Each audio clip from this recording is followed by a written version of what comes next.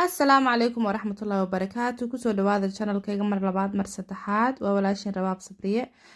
Maanta waxaan ii wadaa basbuuse yaroo fudud oo sidaa arkaysiinba very juicy ah oo maxaa la dhihi jiray dee oo iska garan kartaan oo macaan oo nice dadka macaanka jecel baa fahmi kara. Recipe-geeda baan ii wadaa iyo waxay ka samaysan tahay iyo sida loo sameynayo daawasho wacan. marka basbuusada waxaa u baahanta ingredientskeeda intaasoo shay bay ka kooban tahay oo ah 2 xabo ukun ah, soft cheese, coconut-ka shiidan, semolina coarse, baking powder, saliid, koob halfkiiso saliid ah, koob halfkiiso sokor ah iyo gacanta bahalka lagu shiido hand machine-ka. koobka isticmaalaysid unbaa kulligood qiyaastiisa u wada isticmaalaysaa insha Allah. hadda xaggan waxaan ku ridanayaa weelkaas arkaysiin 2 xabo ukun ah. dadka qaar baa 3 xabo ukun 4 xabo ukun ku dara laakiin anu ma jecli. soft cheese-ka usually waxaan isticmaalaa book kan carabta shopkeeda laga soo iibsado laakiin ma haysan kan xataa nice buu noqday maasha Allah. marka book caaga dhan baan u isticmaalay book ayga keentay soft cheese-ka waan ku wada darayaa. aduu waxaa sameyn kartaa wet ingredients-ka qoyan baad ku wada hordari kartaa marka inta isku shiidid waxaa u dambeysiinaysaa dry ingredients-ka. hadda waxaan ku darayaa half koobkaasaan isticmaalanaa halfkiisa oo saliid ah, saliidda caadiga vegetable ama ha ahaato ama sunflower oil iyo halfkiisa oo ah sokorta any color bay noqon kartaa iyo 2 qaado yaryar oo baking powder ah ama 1 qaado qaadada weyn ah baan ku daraynaa insha Allah sidaa u aragtiinba. marka intaasan isku shiideynaa marka hore. intaas marka si fiican iskugu shiidid ay sidaa rabti kuu noqoto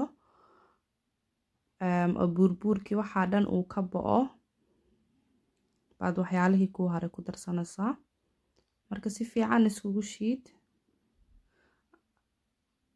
anu mashiinkana isticmaalaa because buurbuuri waxaas uma yeelayo. weligay kuma isticmaalin mashiinka cake lagu sameeyo. hand mashiinkaas baa markasta wax kasta ku isticmaalaa. marka hadda buurbuurkii wixii baan ka shiishiidayaa sidaa aragtiinba ma rabo inuu buurbuur yeesho. hadda waxaan ku darayaa koobkii hore aad arkayseen oo semolina ah. 1 koob oo semolinaha sawirkeeda wakaas waan tusayaa. semolina coarse baa ku qoran dukaamada dhan baa laga helaa. semolinahaas oo koobkii oo buuxa ah baan ku darsaday. ayu koob baa isticmaali kartaa oo guriga kuu yaalo markaas koobkaas unbaad kulli ku qiyaasanaysaa isagoo halfkiisa iyo isagoo buuxo. hadda waxaan ku darayaa u dambeeyo shredded coconut-ka adiga buurbuurka leh oo zaa'idka aan u shiidnayn sidaas arkaysiinba waa coconut waa qumbo oo koob buuxa ah waa isla koobkii. haddana intaas marka ku dartid waad isku shiidaysaa markaa si fiican baad iskugu shiidaysaa.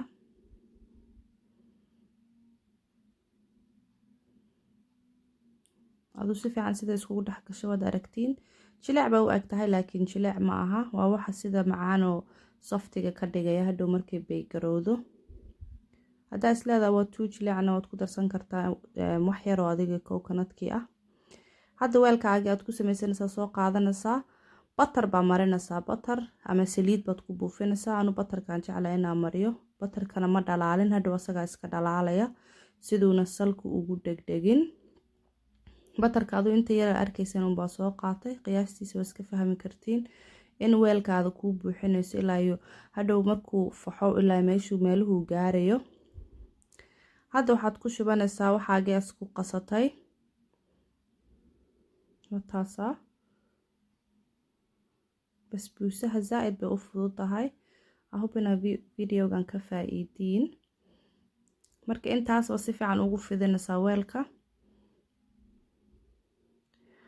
marka ku fidisa hareeraha dhan ka gaarsiisid waad isla samaysaa yacni soo hadba dhinacna oga buuran dhinacna oga caato oga noqonin.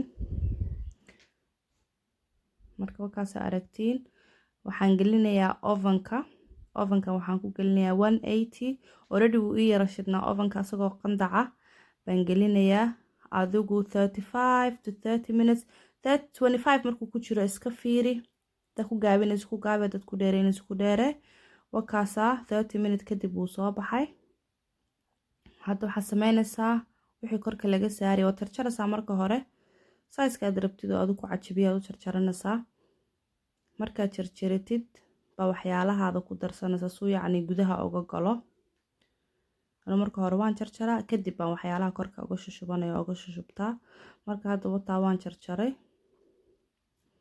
size-kaas arkaysiin baa u jarjaray waxaan korka uga darayaa condensed milk korka uga darayaa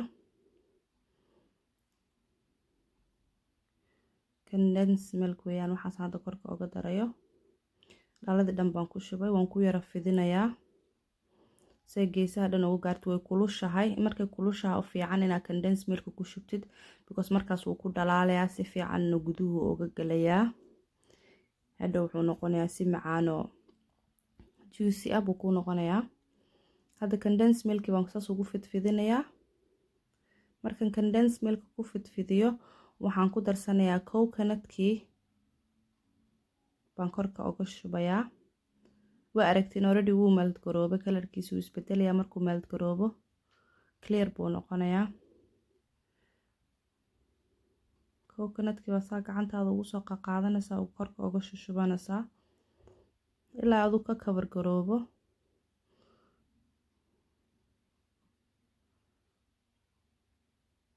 markaasa dad baa lowsi waxaas korka ka saara oo maxaa la dhihi jiray wax kale ku dara laakiin anigu noocaan baan u sameystaa daawasho wacan meel kasta adduunka ka joogtiin soo dhawaada mar kale mar labaad iyo mar saddexaad wassalaamu calaykum waraxmatullaahi wabarakaatu